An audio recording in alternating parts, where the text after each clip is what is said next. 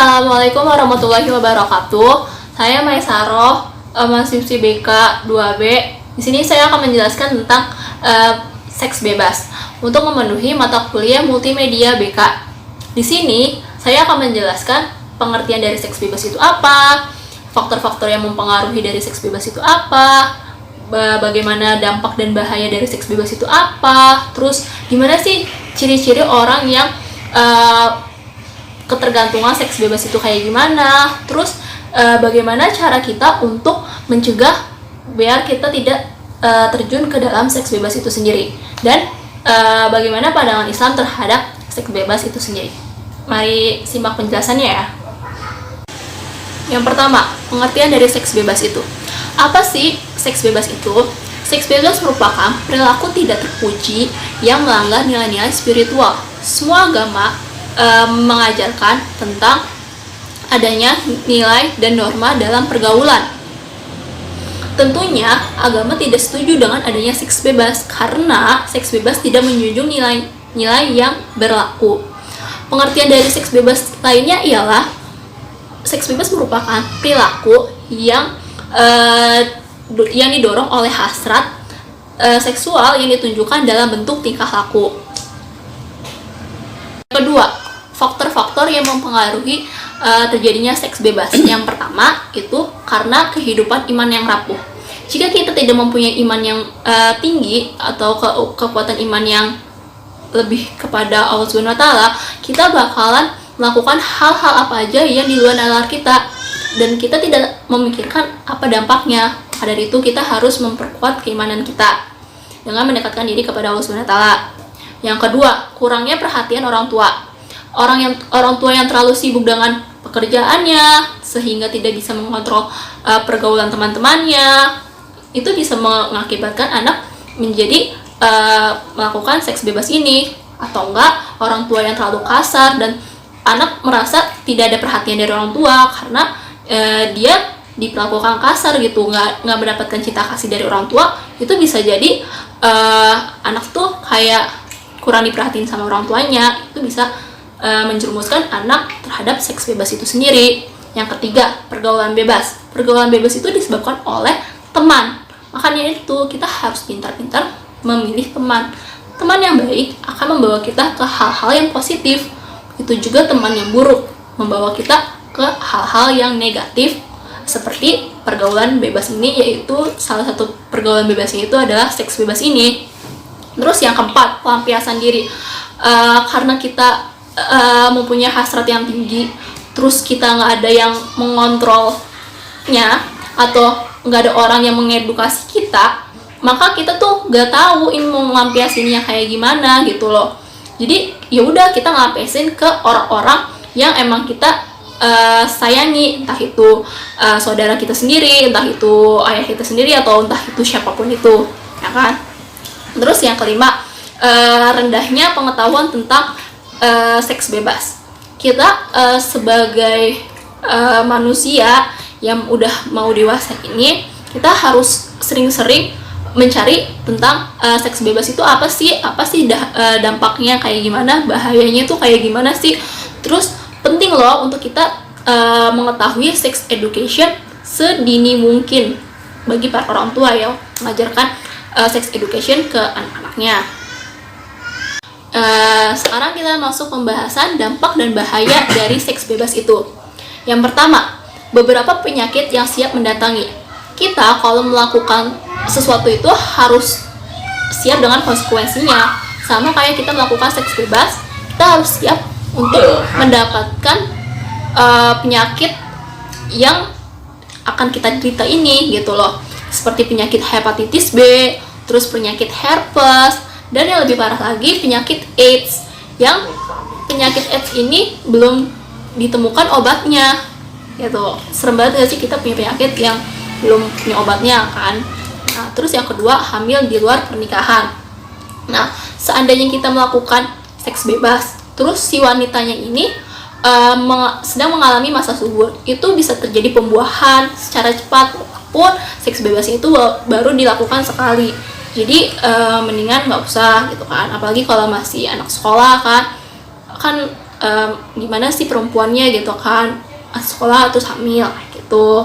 Terus yang ketiga, nama baik keluarga akan tercoreng.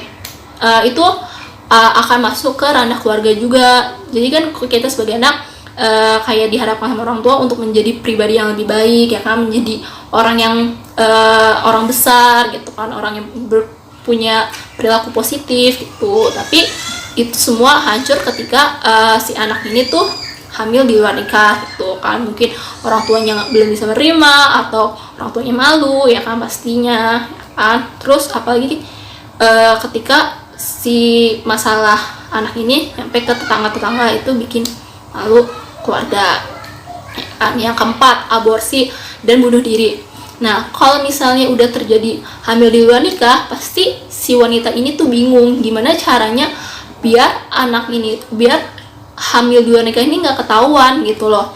Entah itu bisa suaminya si laki-lakinya ini mau bertanggung jawab untuk menikahinya gitu kan, atau gimana gitu kan, karena udah frustasi banget, udah depresi gitu kan.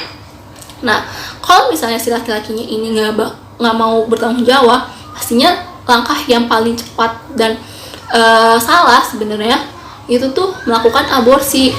Itu membunuh bayi yang tidak bersalah ya kan. Kita tuh si bayi itu nggak mengharapkan bakal dilahirin dari orang tua itu, tapi kita malah ngebunuh bayi itu. Mendingan jangan melakukannya gitu kan. Terus bunuh diri, orang-orang yang depresi dan tidak disupport sama orang-orang lingkungannya, itu bakalan mikir gak ada orang yang sayang sama dia. Bahkan kalau orang depresi ini bakal mau yaudah deh ngakhirin hidup aja, bunuh diri gitu. Serem banget gak sih? Terus yang kelima, hilangnya kehormatan. Kalau wanita udah melakukan hal itu kan pasti kehormatannya hilang. Nah, jadi sebaiknya dijaga baik-baik gitu. Terus yang keenam, ketagihan. Orang-orang yang udah melakukan seks ini itu tuh sebenarnya ketagihan. Apalagi kalau misalnya dia mempunyai hasrat yang tinggi, terus ketika dia melakukan seks itu, dia itu merasa nyaman gitu loh, itu bakalan jadi ketagihan terus menerus gitu loh. Jadi kalau nggak ada nge-seks ini, dia bakalan hampa hidupnya kayak gitu. Jadi serem banget gitu.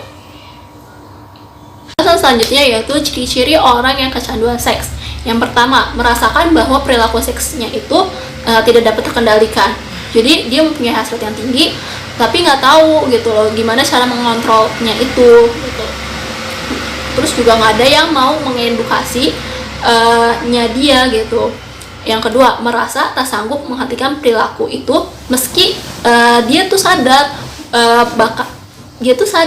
dampak dari perbuatannya dia gitu loh. Jadi ya udahlah, yang penting hasratnya dia terpenuhi, terus ya udah gitu, mau dampaknya kayak gimana itu urusan belakangan kayak gitu. Terus yang ketiga, menghabiskan banyak waktu guna merencanakan, melakukan atau menyesali dan melakukan lagi kegiatan seksual. Jadi si orangnya ini tuh bakal merencanain gimana caranya agar dia bisa melakukan seks bebas itu gitu loh. Terus kalau udah ngelakuin, terus dia nyeselin lagi gitu loh, kayak nyesel, oke ya kenapa ya saya begini gitu, tapi nanti bakalan dilanjutin lagi gitu loh perbuatannya itu gitu, ternyesel lagi kayak gitu dan itu berulang kali gitu. Terus yang keempat, mengabaikan kegiatan sosial, kegiatan sekolah, dan kegiatan rekreasional cuman demi seks ini gitu loh. Dia mengabaikan semua kegiatan-kegiatan positif ini cuman demi satu kegiatan negatif ini kan. Terus yang kelima, butuh nge-seks terus-menerus agar selalu merasa nikmat. Jadi yang penting hidupnya dia itu ya udah seks bebas ini gitu, melakukan seks ini gitu. Yang penting dia merasa senang gitu. Terus ya pencegahan agar tidak terjadi seks bebas. Yang pertama, mempertebal keimanan dan ketaatan kepada Allah Subhanahu wa taala. Sebaiknya kita meningkatkan keimanan kita agar lebih bertakwa kepada Allah Subhanahu wa taala dengan cara ngaji, terus habis itu menghadiri kajian-kajian kayak gitu. Karena semakin kita taat kepada Allah, kita tuh merasa hidup kita tuh diawasin gitu. Jadi kalau kita melakukan hal-hal yang negatif itu kayak rasanya tuh takut kayak gitu. Yang kedua, menanamkan nilai-nilai agama, moral, dan etika.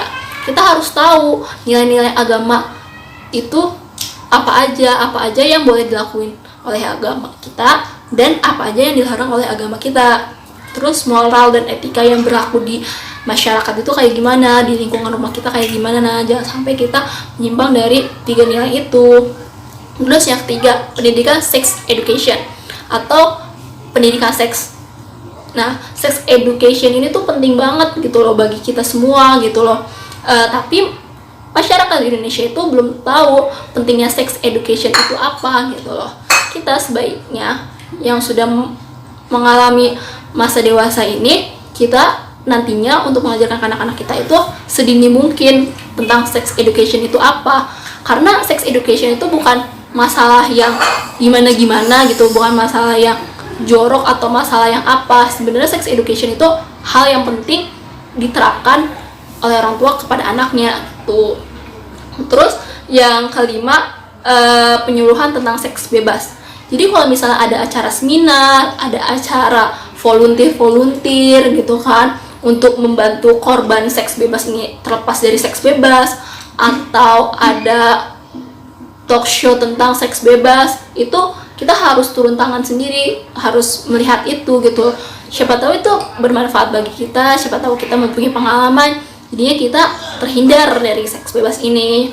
Terus menjauhkan diri dari berduaan di tempat gelap. Jadi kita kalau misalnya jenis gak boleh berdua-duaan di tempat yang gelap. Terus yang ketujuh, munakahat, yaitu munakahat itu pernikahan. Jadi kalau misalnya kita mempunyai hasrat yang tinggi dan sudah siap dari segi psikologisnya, dari segi keuangannya, terus dari segi mampu nggak kita dalam membina rumah tangga, ya apa-apa gitu, kita menikah saja gitu kan. Tapi jangan sekali-kali menikah cuma gara-gara ingin melakukan seks itu sendiri gitu loh, karena pernikahan itu cuma sekali dan itu tuh penting banget bagi kehidupan keluarganya gitu. Kita harus siap dari segala aspek gitu. Dan yang terakhir pembahasannya yaitu pandangan agama Islam terhadap seks bebas itu. Tidak ada suatu agama pun yang mewajibkan pengikutnya itu melakukan seks di luar nikah. Pandangan dari berbagai agama mengenai seks bebas ini pastilah negatif, terlebih lagi di agama Islam. Dibuktikan dengan firman Allah yang artinya, dan janganlah kamu mendekati zina. Sesungguhnya zina itu adalah suatu perbuatan yang keji dan sesuatu yang jalan yang buruk. Al-Quran surat Al-Isra ayat 32. Dan pernyataan yang menyatakan bahwa perbuatan zina termasuk dosa besar setelah syirik dan pembunuhan, dan termasuk kekejian yang membinasakan dan kejahatan yang mematikan. Rasulullah SAW bersabda, tidaklah sesuatu dosa setelah syirik yang lebih besar di sisi Allah dari setetes air mani yang diletakkan seorang lelaki pada rahim yang tidak dihalalkan baginya. Sekian presentasi dari saya, kurang lebihnya mohon maaf, dan maaf banget banyak kesalahan-kesalahan berbicara, terutama mohon dimaafkan. Wassalamualaikum warahmatullahi wabarakatuh.